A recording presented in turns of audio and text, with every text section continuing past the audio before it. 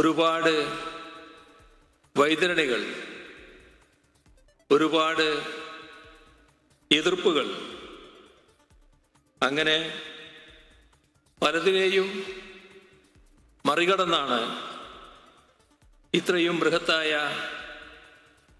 അടിസ്ഥാന സൗകര്യങ്ങൾ സാധ്യമാക്കാൻ നമുക്കായത്. അടിക്കടിയുണ്ടായ പ്രകൃതി ദുരന്തങ്ങൾ,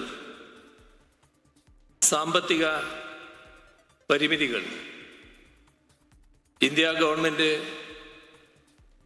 സൃഷ്ടിച്ച സാമ്പത്തിക പ്രശ്നങ്ങൾ, സ്ഥാപിത താല്പര്യത്തോടെയുള്ള ചിലരുടെ ഇടപെടലുകൾ, അങ്ങനെ എത്ര പ്രതിബന്ധങ്ങൾ നമ്മുടെ പദ്ധതികളുടെ മുന്നിൽ വന്നു ചേർന്നു.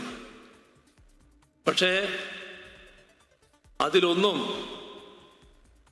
തടഞ്ഞു നിന്നില്ല നമ്മുടെ ഒരു വികസന പദ്ധതിയും. അങ്ങനെ നിന്നുപോയിരുന്നെങ്കിൽ ഇന്ന് നമ്മുടെ സംസ്ഥാനം കാണുന്ന നേട്ടങ്ങൾ യാഥാർത്ഥ്യമാകുമായിരുന്നില്ല. 2016 സർക്കാർ അധികാരത്തിൽ വരുമ്പോൾ കേരളത്തിലുണ്ടായ ഒരു പ്രത്യേക സാഹചര്യമുണ്ടായിരുന്നു.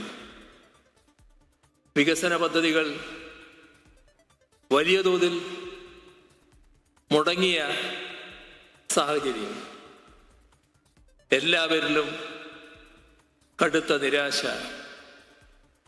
നമ്മുടെ നാട് ഇങ്ങനെയായിപ്പോയി, ഇനി ഇതിന് മാറ്റമുണ്ടാകില്ല എന്ന് ചിന്തിക്കുന്ന അവസ്ഥ.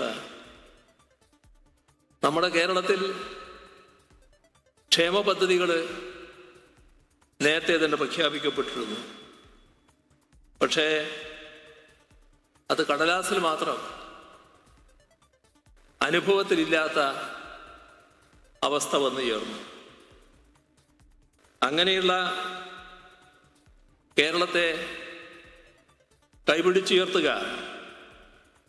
ആ ദൗത്യമാണ്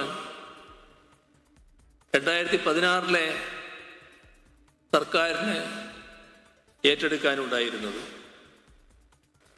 ഇതിൽ ഏറ്റവും വലിയ പരിമിതി നമ്മുടെ വിഭവശേഷിയുടേതായിരുന്നു. നമ്മുടെ നാടിൻ്റെ വിവിധ ആവശ്യങ്ങൾ നിറവേറ്റേണ്ടതുണ്ടായിരുന്നു.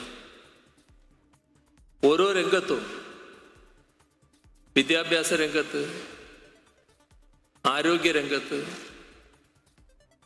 പശ്ചാത്തല സൗകര്യ വികസന രംഗത്ത്, അങ്ങനെ നാടിൻ്റെ വികസനവുമായി ബന്ധപ്പെട്ട ഒട്ടേറെ ആവശ്യങ്ങൾ ഉയർന്നു നിൽക്കുന്നു. ആ ആവശ്യങ്ങളെല്ലാം നിറവേറ്റേണ്ടത്